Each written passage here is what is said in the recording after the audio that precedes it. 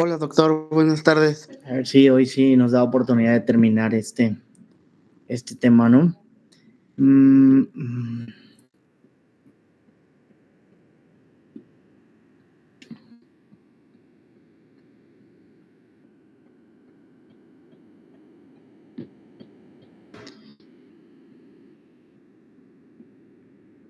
Creo que nos habíamos quedado aquí.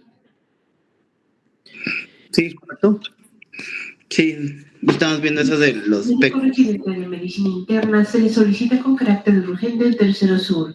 Médico residente de medicina interna se le solicita con carácter urgente. Preguntamos precisamente cuál se asociaba más con síndrome de Marfan. ¿Lo buscaron? Sí, era el excavatum, ¿no? ¿El hacia adentro? Ajá. Ok. ¿Alguien tiene alguna otra respuesta?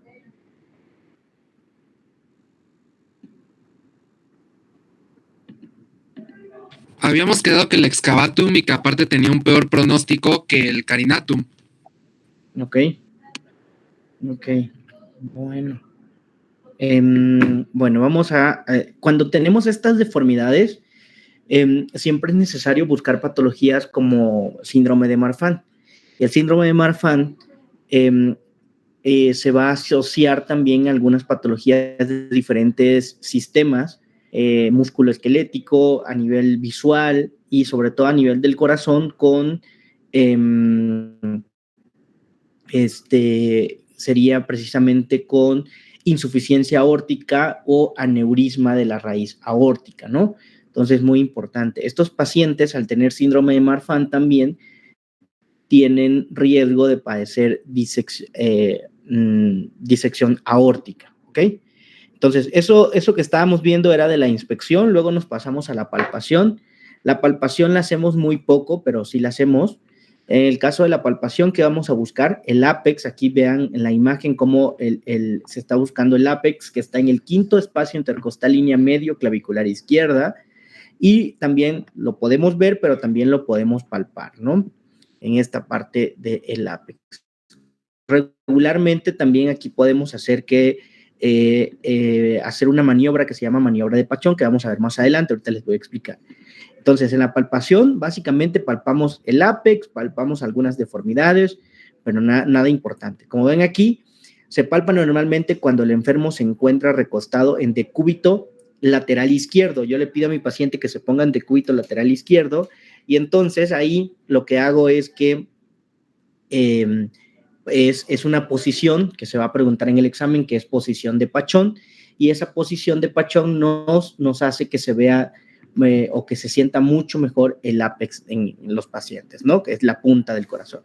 Vean la posición de Pachón, ojo, la van a preguntar y ustedes tienen que hacerlo cuando tengan un paciente con un soplo en la válvula mitral, insuficiencia mitral o estenosis de la válvula mitral, tendrán que hacer el paciente en esta posición. Nada más es voltearlo a la izquierda, de cúbito lateral izquierdo, y eso magnifica los ruidos del lado izquierdo del corazón, ¿no?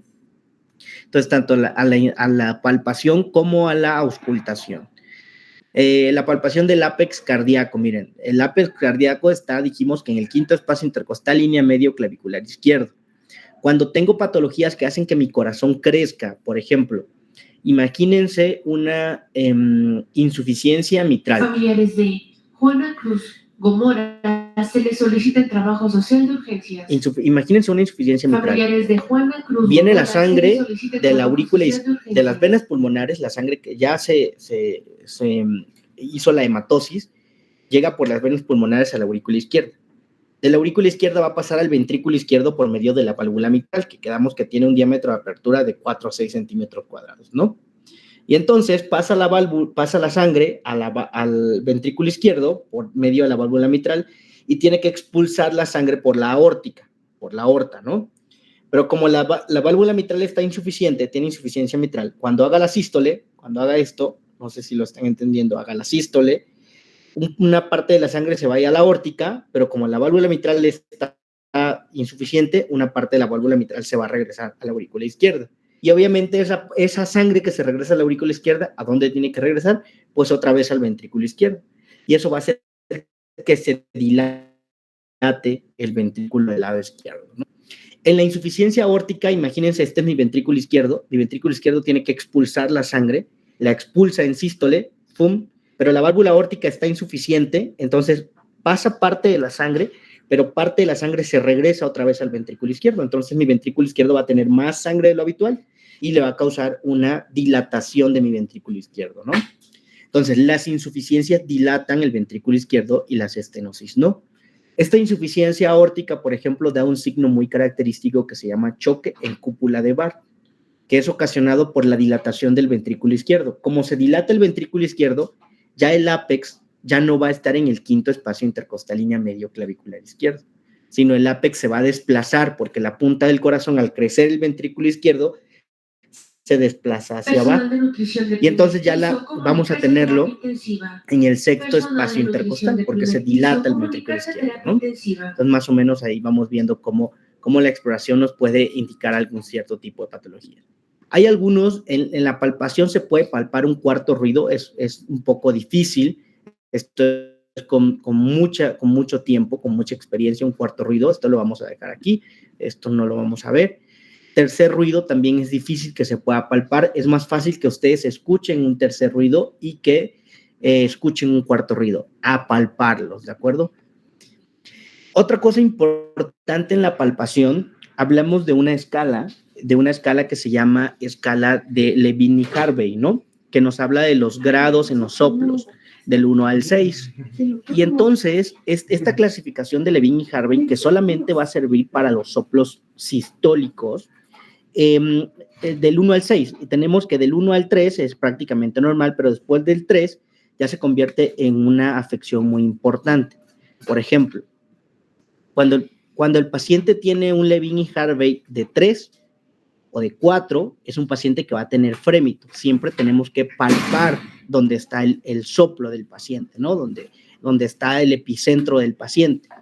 Y entonces, lo que vamos a buscar aquí, esa turbulencia que provoca el soplo de la válvula, pues seguramente nos va a dar, si yo le pongo aquí, por ejemplo, imagínense, tengo un soplo en mi válvula aórtica, estenosis aórtica, yo le pongo mi mano donde está el foco aórtico y entonces voy a sentir una vibración, que es la turbulencia del soplo, ¿no?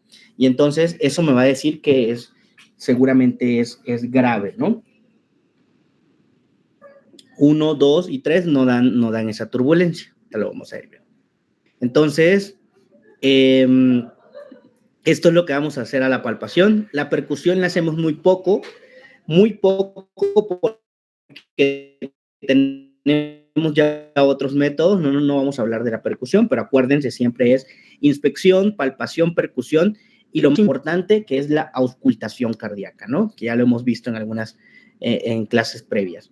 Tenemos los focos de auscultación cardíaca. El primero, el foco aórtico localizado esto también es pregunta de examen, bueno, alguna de todas estas, la localización, se lo tienen que aprender.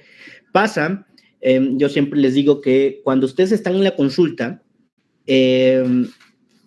lo hemos visto que se ponen su estetos y ponen el estetoscopio seguramente abajo, en el quinto espacio intercostal, línea medio clavicular izquierda, y es lo único que escucho, porque no me acuerdo cómo van ubicados los otros focos de auscultación, ¿no?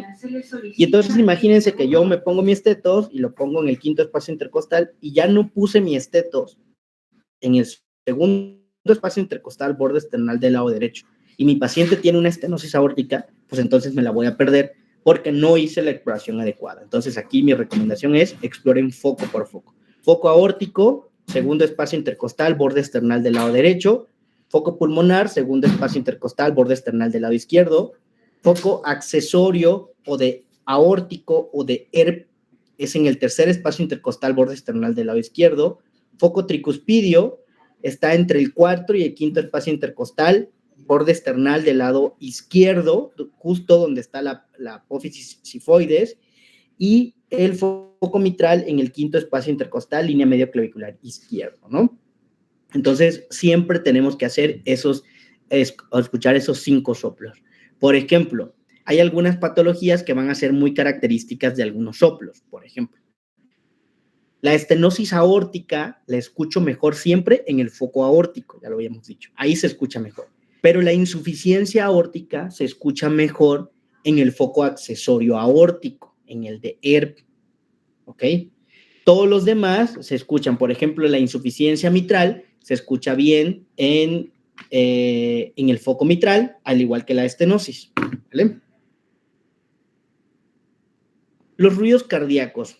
El factor principal en la producción del primer ruido cardíaco, también eso es parte del ciclo cardíaco que vamos a ver, es el cierre de las válvulas auriculoventriculares, ¿no? La mitral y la tricúspide. Y el cierre de las válvulas semilunares constituye el factor importante en el segundo ruido cardíaco, ¿no? Se le solicita terapia pediátrica.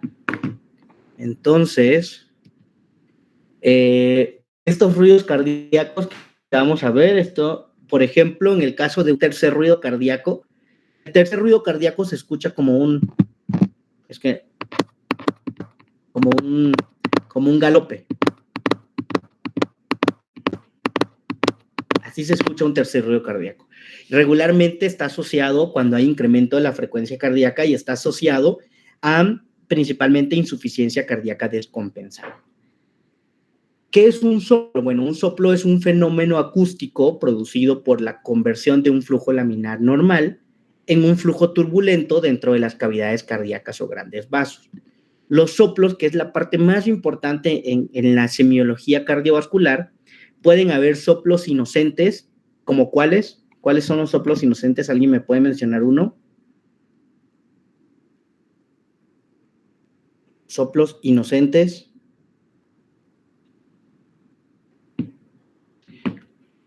Como el soplo de Steele, el zumbido venoso yugular, pulso carotidio. Esos soplos son inocentes o se conocen como inocentes porque son soplos que no dan ninguna repercusión. El paciente, es muy común que en los pediátricos, por ejemplo, yo vaya a una consulta por una faringoamigdalitis, pero el médico general que aprendió a auscultar ruidos cardíacos, se pone el estetos y escucha un soplo a lo mejor un soplo pulmonar y dice, híjole, esto no es normal. Pero el paciente no tiene ninguna sintomatología, ni se pone morado, ni le falta el aire, nada, ninguna sintomatología. Al no tener ninguna sintomatología, yo le hago una radiografía, la radiografía sale normal, el ecocardiograma sale normal, el electro sale normal, pues es un soplo que se conoce como soplo inocente, que es soplo que no tiene repercusión hemodinámica y que seguramente pues se va a ir quitando con el paso del tiempo. Regularmente desaparecen entre los 15 y 16 años, ¿no? Estos soplos inocentes. Si ya después de ese tiempo el soplo sigue o es un soplo que tiene repercusión en la radiografía, en el ecocardiograma, en el electrocardiograma, entonces ese no es un soplo inocente, ¿no? Los soplos cardíacos no patológicos son estos soplos inocentes, niños asintomáticos, ¿ok? Aparecen casi en todos los niños y van a desaparecer en la edad después de los 15, 16 años. El criterio para llamarla inocente es que no tenga manifestación clínica, obviamente, que esté normal. Y estos son los más comunes, también es una pregunta de examen, soplo de Steele, el soplo sistólico pulmonar, el zumbido venoso yugular y el soplo sistólico carotidio, ¿no? Los soplos orgánicos son los soplos que siempre van a estar relacionados con una patología, ¿ok? O sea, que van a ser anormales. Tenemos que en las válvulas, pueden ver, la válvula aórtica puede tener insuficiencia, estenosis o las dos. La pulmonar lo mismo, la mitral lo mismo y la tricúspide lo mismo, ¿no? Entonces, se van a distinguir de los inocentes porque se acompañan a veces de frémitos y sobre todo porque son sintomáticos. Me falta el aire, disnea, porque se pone azul, porque tiene cambios electrocardiográficos o en la radiografía. Y esta es muy bonita, es del Guadalajara y quiero que se la aprendan o que por lo menos la vean y digan, híjole, a lo mejor aquí puedo sacar muchas cosas. Por ejemplo, las patologías que nos pueden dar soplos cardíacos anómalos están aquí, vean. Las de las válvulas, tanto estenosis como insuficiencia, estenosis o insuficiencia de la aórtica, estenosis e insuficiencia de la pulmonar, estenosis e insuficiencia tricuspidia y otras como la comunicación interventricular y el conducto arterioso persistente, ¿no? Vamos a agarrar algunos ejemplos. Como la estenosis aórtica es la valvulopatía degenerativa más frecuente actualmente, esta estenosis aórtica, que se presenta en pacientes mayores de 70 años con factores de riesgo como diabetes, hipertensión, tabaquismo, etcétera. Vamos a ver estenosis aórtica. Los soplos cardíacos llevan una semiología, o sea, deben llevar no es nada más poner, sí, soplo en el foco aórtico, no. Ok, el epicentro es un soplo que se encuentra en el foco aórtico, que del ciclo cardíaco la estenosis aórtica es sistólico. Espero que ya hayan visto el videito que les mandé de sístole y diástole. El timbre, o sea, el timbre es rudo, es un soplo rugoso que le llamamos, un soplo que una vez que ustedes lo escuchen no lo van a olvidar, es obviamente localizado en el foco aórtico y que tiene irradiaciones, o sea, que camina. Yo le pongo el estetoscopio aquí en el cuello, aquí en el hueco supraesternal, le pido al paciente que mantenga tantito la respiración y voy a escuchar se está irradiando. Luego le pongo el estetoscopio aquí en el cuello, en las carótidas, le pido al paciente que mantenga la respiración y entonces voy a escuchar también es la irradiación, ¿ok? Se irradia vasos del cuello. Y otros es que a veces se baja hacia el ápex, o sea, se camina hacia el ápex, se irradia hacia el ápex. ¿Qué nos falta aquí? ¿Qué nos falta en esta semiología de los soplos?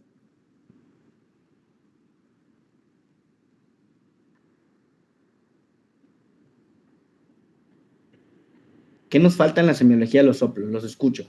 ¿Causa? ¿Duración? ¿Duración? No, porque el soplo es continuo, siempre va a estar.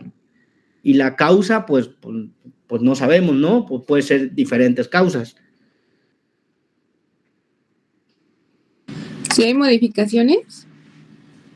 Pues si hay modificaciones es donde dice otros, ahí donde dice posición de Pachón en el que lo tenga, por ejemplo, o maniobras de Rivero Carballo, pero no, porque ahí viene otros, nos falta algo. ¿En qué parte del ciclo cardíaco ocurre? Ahí viene ciclo cardíaco diastólico, sistólico. ¿Manifestación electrocardiográfica? No, del soplo, de la semiología del soplo. Estamos hablando solo de la semiología. ¿La intensidad? La intensidad, el grado de intensidad, ¿no? La intensidad que puede ser del 1 al 4, pero que en cardiología decimos que ocupamos del 1 al 6, que es la de Levin y Harvey, ¿no? Entonces nos falta la intensidad. Si